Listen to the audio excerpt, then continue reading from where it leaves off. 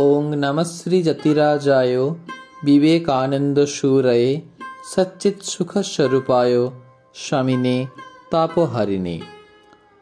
এই চিঠিটি প্রমোদা বাবুকে লিখিত, বাগবাজার থেকে ৩রা ডিসেম্বর ১৮৮৯। ঈশ্বর জয়তী পূজ্যপাদেষু। অনেকদিন আপনার কোনো পত্রাদি পাই নাই। ভরসা করি শারীরিক ও মানসিক কুশলে আছেন। সম্প্রতি আমার ২টি গুরুভ্রাতা কাশীধামে যাইতেছেন। একটির নাম রাখাল, অপরটির নাম সুবোধ। প্রথমোক্ত মহাশয় আমার গুরুদেবের অতি প্রিয় পাত্র ছিলেন এবং সর্বদা তাহার সঙ্গে থাকিতেন। যদি সুবিধা হয় ইহারা যে কয়দিন উক্ত ধামে অবস্থান করেন কোনো সত্রে বলিয়া দিয়া অনুগৃহীত করিবেন। আমার সকল সংবাদ ইহাদের নিকট পাইবেন। আমার অসংখ্য প্রণামের সহিত দাস নরেন্দ্রনাথ।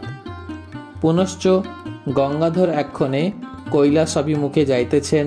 পথে তিব্বতীরা তাহাকে ফিরিঙ্গির চর মনে করিয়া কাটিতে আসে। পরে কোনো লামা অনুগ্রহ করিয়া ছাড়িয়া দেয়। এ সংবাদ তিব্বত যাত্রী কোনো ব্যবসায়ী হইতে পাইয়াছি।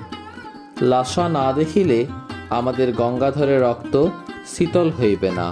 লাভের মধ্যে শারীরিক কষ্ট সহিষ্ণুতা অত্যন্ত বৃদ্ধি পাইয়াছে।